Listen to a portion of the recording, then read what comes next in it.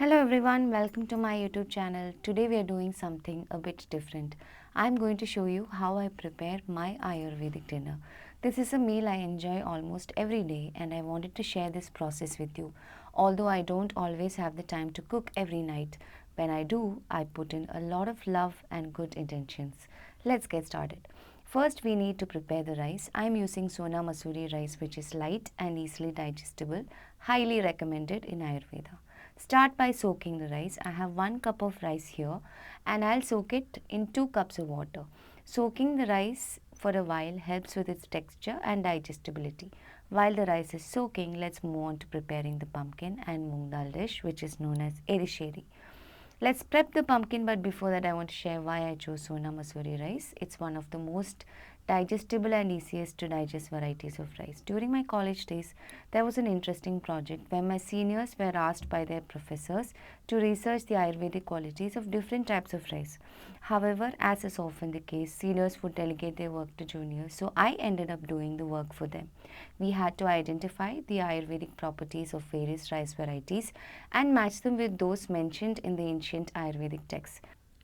Through this project, I discovered that Sona Masoori rice closely matches the properties described in Ayurveda for easily digestible rice. Now let's move on to the pumpkin. If you see, I have not taken a fully ripe pumpkin. Instead, I have chosen a partially ripe pumpkin. This is because fully ripe pumpkin can increase the pitta and aggravate conditions like acidity or acid reflux. Partially ripe pumpkin, which is ripe but not overly so, is much better for balancing the pitta in the body. Pitta foods are generally inflammatory, so using a partially ripe pumpkin helps avoid these issues. That's why I've chosen a partially ripe pumpkin. Now, our soaked rice is moved to the stove and let's boil it. Since we've soaked the rice, it will cook more evenly and quickly. We'll let it boil for a while, ensuring it's cooked thoroughly. While the rice is cooking, we can continue prepping our other ingredients. Our next step is prepping the moong dal. Like all kinds of dals, moong dal should ideally be soaked for 2 to 3 hours minimum. For the sake of this video, I'm soaking it for 30 minutes. Let's prepare the ginger for our ginger chutney. If you notice, I've taken a little dried ginger. This ginger was given to me by my mom, who grows it in her backyard.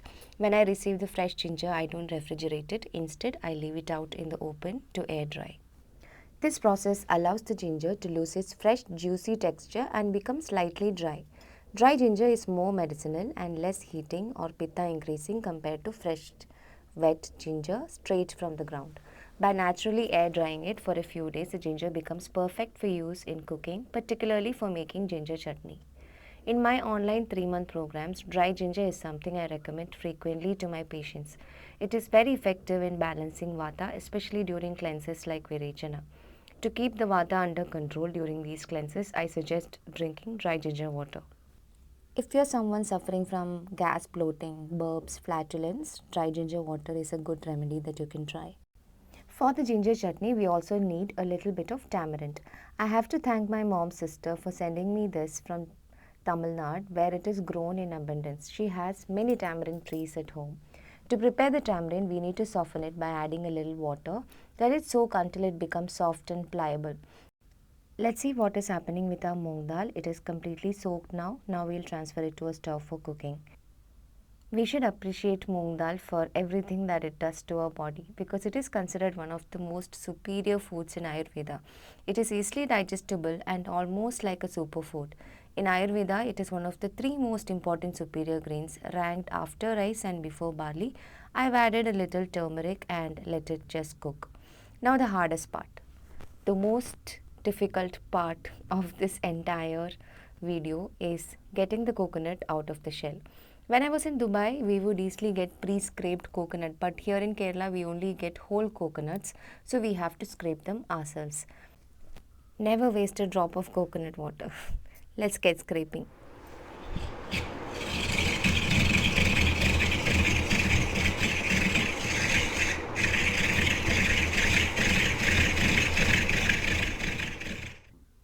After nearly an hour of effort, we've managed to scrape enough coconut for our dish. It's not a lot, but it's just enough to make this amazing meal. For the coconut paste, we also need shallots, garlic, a little bit of cumin, red chili powder and turmeric.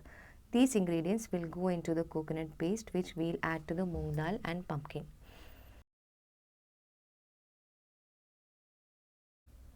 So we have shallots, garlic, a little bit of cumin, which is the most digestible thing in this whole plate, a little bit of turmeric and chili powder.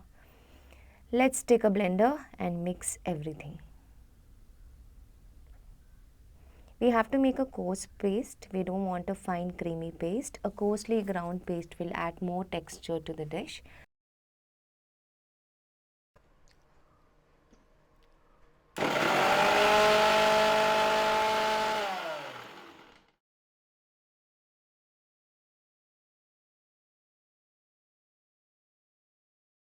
Okay, so we have a situation here. Our moong dal is not cooking as quickly as I expected, probably because I only soaked it for 30 minutes instead of the recommended 2 to 3 hours. So plan B, let's shift to a pressure cooker. Ayurveda always recommend cooking in an open vessel. I've also added a little bit of turmeric to the moong dal. Now let's add the pumpkin cubes that we have prepped. We'll cook everything together in a pressure cooker. We need to wait for 4 whistles and then we'll proceed to the next step. Meanwhile, our rice is also cooking well on the side. After 4 whistles, this is how it looks. The dal and the pumpkin are perfectly cooked. To enhance the texture, we need to mash the pumpkin. Initially, I tried using a wooden ladle, but it wasn't very effective, so I switched to a flat bottom steel spoon, which works even better. Now, after adding the coconut paste, we have a very beautifully mashed mixture. Before you transfer it into a bowl, you have to simmer a little bit for a few minutes to allow all the flavors to mix. I forgot to film the simmering part. So here I am enjoying the beauty and aroma of my own dish, quietly telling to myself Adipoli, which means chakas in Hindi. Without further ado, let's move on to our next step, which is making the tempering or the tadka. This is the most interesting part. When I posted this on Instagram, a lot of people asked me what recipe the tadka is for.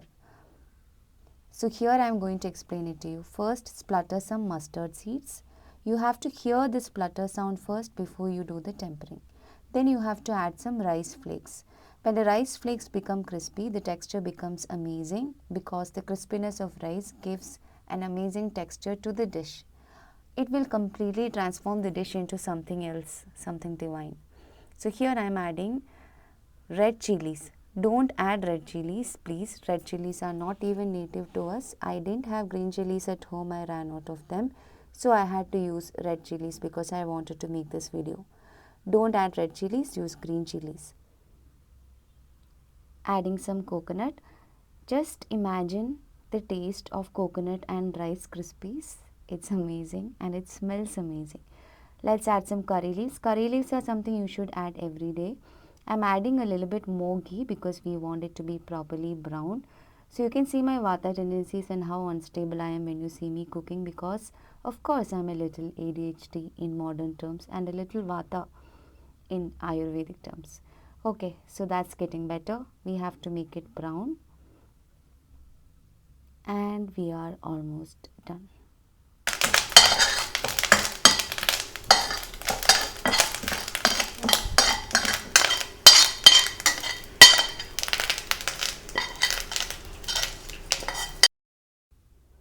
Let's transfer the whole thing into our pumpkin moong dal mixture.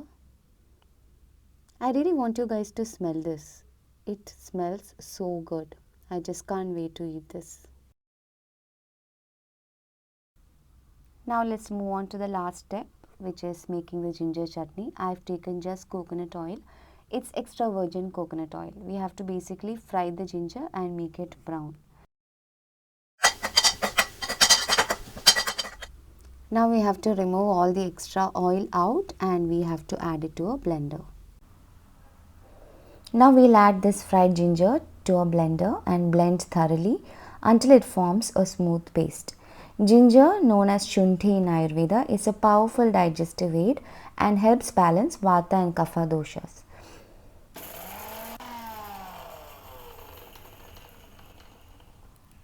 To this, let's add the tamarind water. Tamarind is excellent for balancing vata and kapha and it provides the necessary zing to the chutney. Discard the tamarind pulp and use only the water. This step is crucial for achieving the right balance of flavors. To the paste, let's add some turmeric and also some coriander powder. I'm going to add a little bit more of the tamarind water. Now heat another pan and add coconut oil. You can use any oil you prefer, but extra virgin coconut oil is ideal for this dish due to its cooling properties, which are beneficial for balancing pitta. Once the oil is hot, let's add mustard seeds. Mustard seeds are warming and help stimulate the digestion, making them a crucial part of Ayurvedic tempering. Once the mustard seeds start to splutter, add finely chopped shallots. Saute the shallots until they are slightly brown. Next, add green chilies. Red chilies is what I have, so I am adding that. Then you can add curry leaves to this. Curry leaves or kadhi patta are excellent for your skin, hair and overall health due to their rich nutrient profile. Try to add curry leaves every day to your diet. Now let's add the prepared ginger tamarind paste to the pan and mix well. Add some water to achieve the desired consistency. The mixture will start to come together beautifully and you have no idea how beautiful the smell in my kitchen is. I have added a little secret ingredient. Can you guess what it is? Leave your guesses in the comments below. The secret ingredient takes the chutney to a new level. To finish, add a little Himalayan pink salt. As I mentioned earlier, Himalayan pink salt is preferred in Ayurveda for its numerous trace minerals and balancing effects. You can also use a mix of Himalayan pink salt and sea salt to balance the flavors. If needed, add a bit more water to loosen the chutney to your preferred consistency. Our Ayurvedic dinner is ready. This dinner is amazing because it's not only delicious but also packed with health benefits.